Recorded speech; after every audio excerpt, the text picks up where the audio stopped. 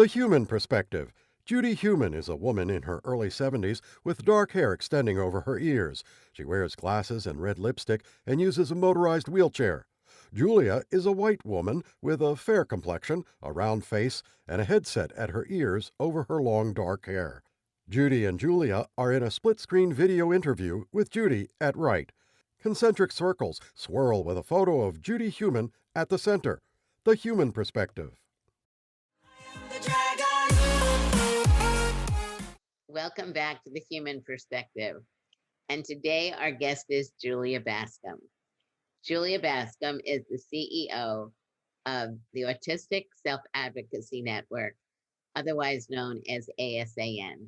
Welcome, Julia. Hello. So Julia is someone that I have admired for many years.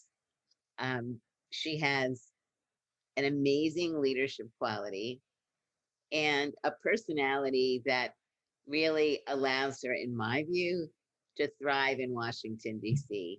and nationally, and I'm sure growingly around the world. Julia, how would you describe yourself to people? I would describe myself as someone who does not enjoy being in DC, so I think it's very funny that you think I'm suited for it. I would describe myself as an autistic woman who grew up not planning to go into politics or advocacy or anything like that, and then ended up doing that anyway. In my heart of hearts, I'm a stage manager. I like setting things up and having things go correctly, but not being the person in the spotlight. I don't always get to do that anymore, but that's, I think, still a lot of how I approach my work and just my life in general. And I like dinosaurs. Dinosaurs. I just know we're going to get to that, so. I actually know that Julia likes dinosaurs, and we're going to have a picture of the dinosaur that we gave Julia for her birthday. A blue and white plush T-Rex toy. And her dinosaur and her cat. The cat and the dinosaur. Really got on with this. So Julia, when were you first identified as having autism? Yeah, so by the time I was 5, my family and my teachers knew that something was going on, and I did my first evaluation when I was 5, and they were like, okay, this person's clearly autistic. She's walking on her toes. She's flapping her hands. She's reciting all these movies, autism. And then another doctor was like, well, but she's a girl, so she can't be autistic. And then they realized that I had a cortical vision impairment, and they were like, okay, that explains it. It didn't really explain it. So they tossed around autism again when I was 12, and then when I was 16, it like finally stuck. I had figured out between 12 and 16, like when you're old enough to hear the words that doctors are using and to sort of look them up, I had figured out that I was autistic before then. But that's when it stuck. What role do you and other adults with autism feel is helpful to be working with younger people who may or may not have yet been identified and their families? Yeah, I think it's really important for younger autistic people and families to know autistic adults. Right now, the way we talk about autism in society is very, very focused on kids, which has a few consequences. But I think one of the biggest is that it's really hard for autistic people to picture what our life can be like. And often what we hear is very scary or very limiting or just nothing. And so it's hard to just imagine. And I think especially if you are someone who needs a lot of support in your day-to-day life, it's really, really important to see people like you living good lives, playing like all kinds of different social roles, being a parent, having a job, being a member of your community, so that you know that that's possible. And you know that's not unique to autism. I think that's common for a lot of different disabilities.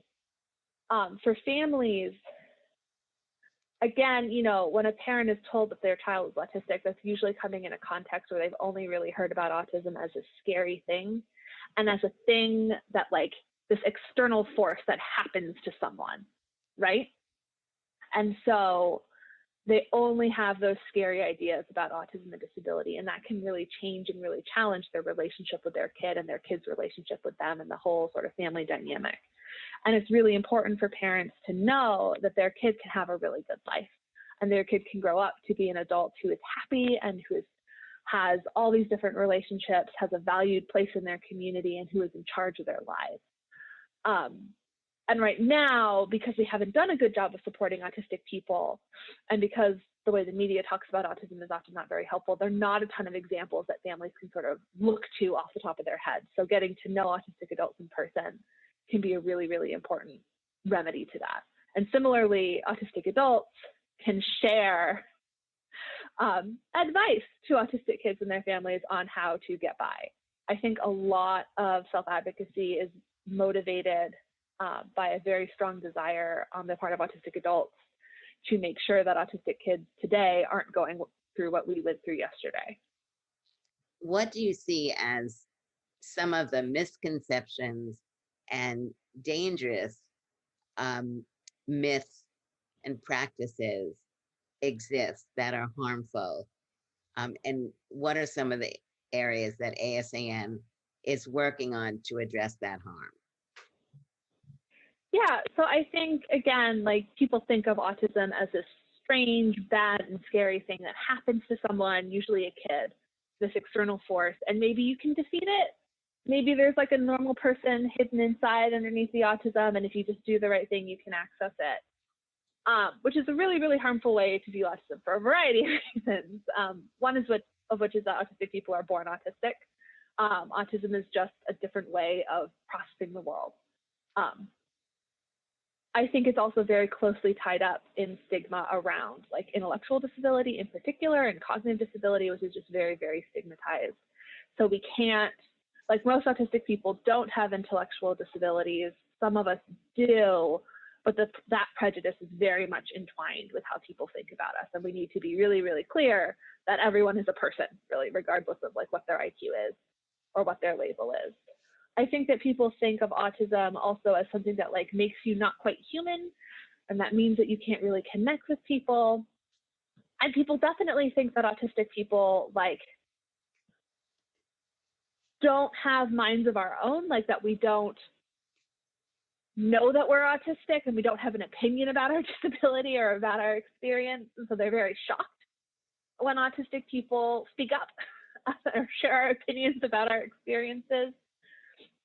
We're really just seen as like this sort of alien force that presents a problem for other people to solve, as opposed to human beings, right?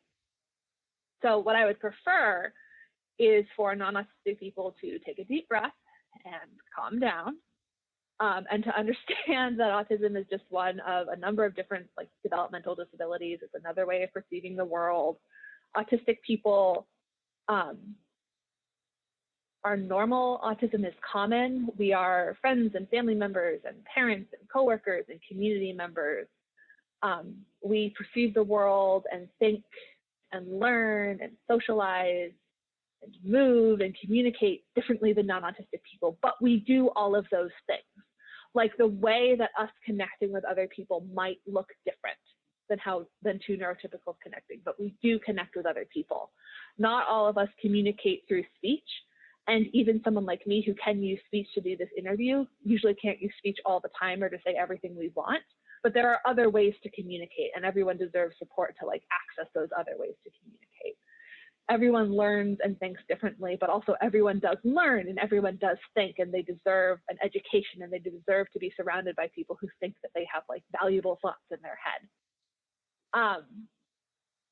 I want people to know that with that right support, autistic people can live really good, self-determined lives, and also just really boring, ordinary lives that look a lot like everybody else. Some of those details might be different, but the broad strokes should be the same. I think that when we think about autism as this like really scary alien thing, or when we allow stigma about cognitive disability to play a big role, it ends up justifying a lot of mistreatment. It's used to justify segregation. It's used to justify institutionalization. It's used to justify therapies like applied behavioral analysis that focus on training autistic children to act neurotypical and really hide their disability, as opposed to actually supporting those kids to develop skills that matter to them, which we have large ethical problems with as a practice. It can lead to a lot of restraint and seclusion. It can lead to guardianship. It leads to all sorts of different abusive practices. Thinking of autistic people as people is not a cure for those practices, because certainly we can mistreat disabled people horribly in all kinds of different ways, but it is sort of the foundational first step. Why is ASAN important to you, and why is ASAN important to society?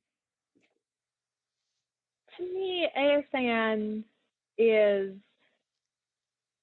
an outgrowth of what I found when I was a teenager, and I knew I was autistic, and I was scared about what that meant, and so I was Googling autism, and I got really lucky because I was really bad at Googling, and I found writings by autistic adults telling me that they existed, telling me that I was going to be okay, telling me that some of what I had heard was wrong, and just really letting me know I was going to be okay. And I think in a very fundamental way, ASAN continues and extends that and lets people know that we exist, that autistic people exist, that we turn into adults, that we have opinions about autism and about our disability, and we have a voice, however that voice is expressed, that needs to be heard. The work ASAN does is all about making sure that whenever autism is being talked about, or whenever disability is being talked about, whether that's by policymakers or the media or researchers, that autistic people are at that table, that we're part of the conversation, that we're leading the conversation. That was a very new and controversial idea in the autism world 10 years ago. I would say there's still a lot of people who aren't super happy about it now, but they have come to expect that self-advocates will show up, and that we will share our opinions about what they're doing. And I think that's the first step towards creating a world where self-advocates really have a meaningful say in what happens to our community. So what brings you joy in your life? Well, there are dinosaurs. I don't know. I always have to give this disclaimer. I don't actually know anything about dinosaurs. I only know like 2 dinosaur names. I just think they're really cool. And you like really, soft really ones, neat. Right? And I like really soft stuffed animals. So getting a dinosaur that is also a soft stuffed animal is like really, really key.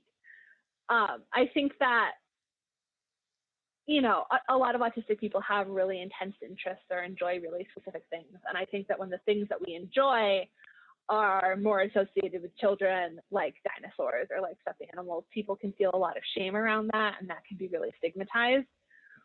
So I try to be really open about it, because as an adult, actually, it doesn't matter what I like.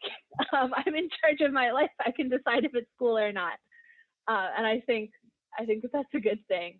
And I also enjoy when people send me pictures of dinosaurs because they've heard me talking about it so much. I really so like my cat. You can send her pictures to ASAN. Yeah. So in another confession, I love stuffed animals. And in my bedroom, I have all these stuffed animals, you know, Beanie Babies and others. And then I have this huge bag of stuffed animals in the closet that when my husband's on vacation, I put a lot of them on the bed because he can't stand them. Oh, yeah. Yeah.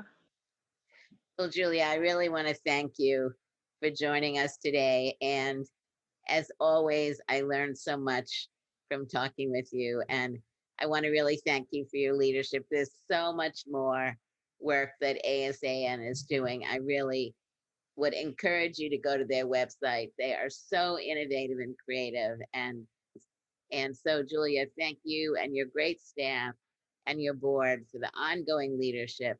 And I really look forward to continuing to work with you. Absolutely, me too. Thank you. Thank you.